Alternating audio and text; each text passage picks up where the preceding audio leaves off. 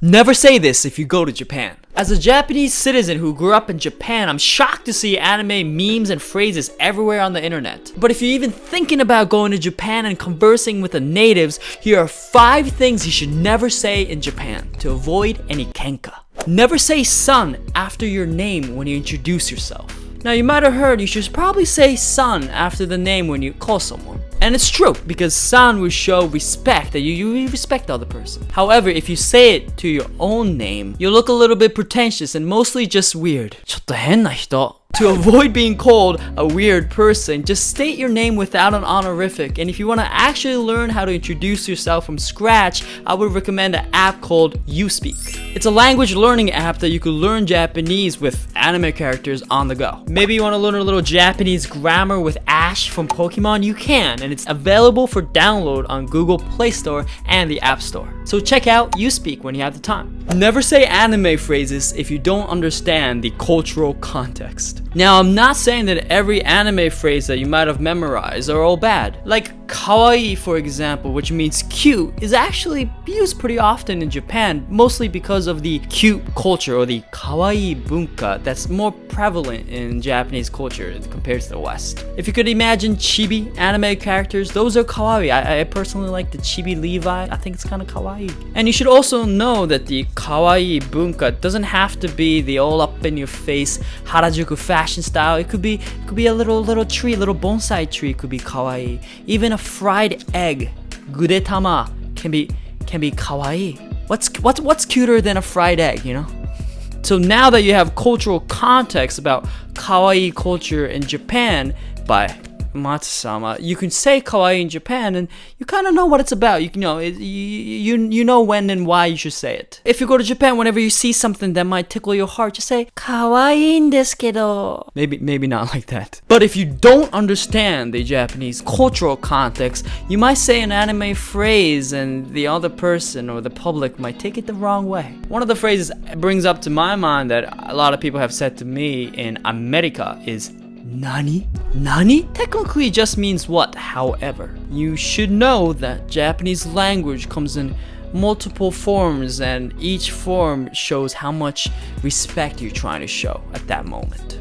And Nani is actually a casual / disrespectful way to say if you don't know the other person that well. Think of it like you have a nasty tone and say, what? So if you actually want to say nani or what in Japanese, you should probably just say nan desu ka? And in a nice tone too, because it could, obviously be too direct sometimes, but in a nice tone, you could just say, sumimasen, nan desu ka? Excuse me, what is it? It's kind of like the indirect translation. Basically, I'm not saying you should never use phrases you learn from anime, because it could be useful, but you gotta know the cultural context. 3. Avoid saying you or anata. Now this one could come as a surprise because you might be saying, what do you mean I say you all the time? You have said it in your script so many times. Well, for this to make sense, you have to understand the 2 concepts of Japanese grammar.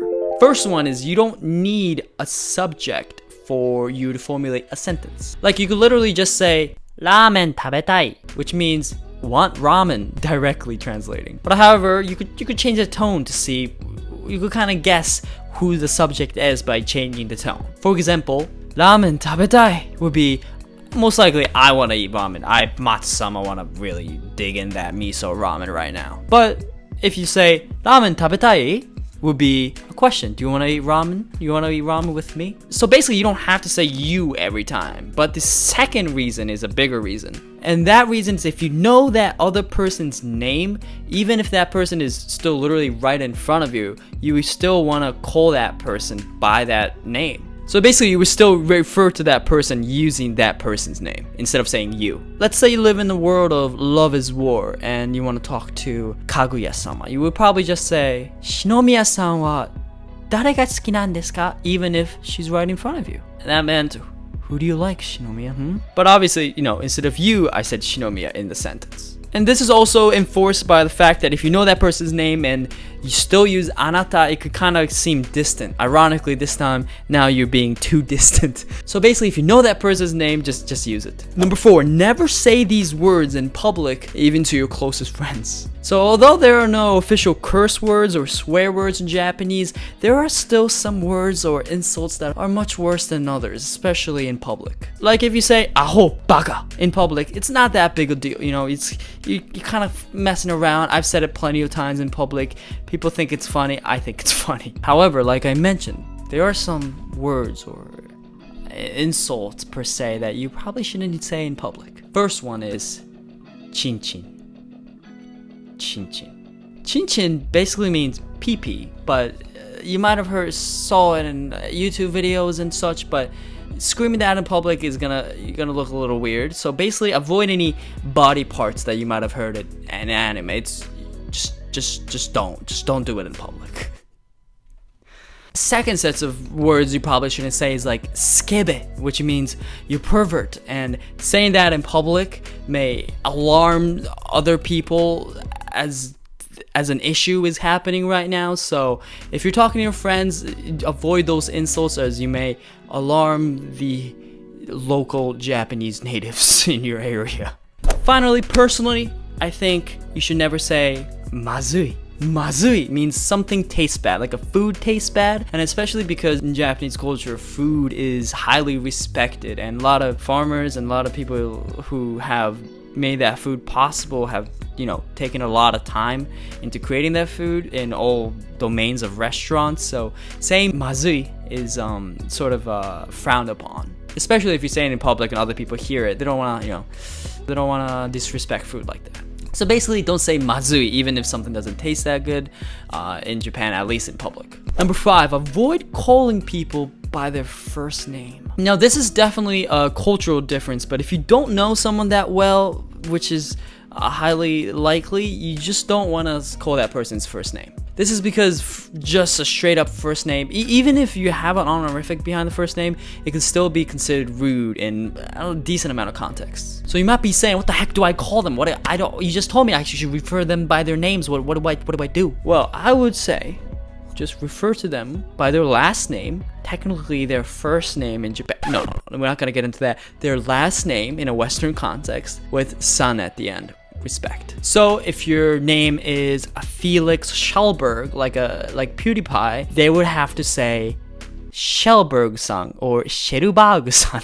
But the more bigger question is, how can I get to the point where I could refer to a Japanese person by their first name? How do I get that close? What you should know is being able to call someone by their first name that's a pretty big step in Japan. That's, you know, not many people even get to that point. If you get to that point, basically you made it, you know? You're like, all those blood, sweat, and tears, I made a tomodachi. But just like in one of the episodes in Lovers War, I forgot which one, it is shown that even to Japanese people, or even to Japanese relationships, moving on from the step of using the last name to the first name is a struggle to determine when we got there, when we crossed the line. So even most Japanese people would literally just say, oh, just call me by my first name. However, you should know that if the other person is the same age as you, you have a pretty high chance of being able to call that person's first name and vice versa. If that other person is older than you have a very low chance, and you probably should never call that person's first name unless that person says, call me by my first name. But if he or she doesn't, you're gonna forever be locked into the last name zone. And if the other person is younger than you, technically you're allowed to call them by their first name all the time, but I would just say, even then, stick to the last name. But you get to say, oh, you can call me by my first name. Then maybe you could become first name basis. But the rule of thumb is, just refer to that person's last name with san, and you should have no issues. Just avoid any disrespect that you could help, you know, but they'll be chill most likely, so. Subscribe to join the Nakama, and peace.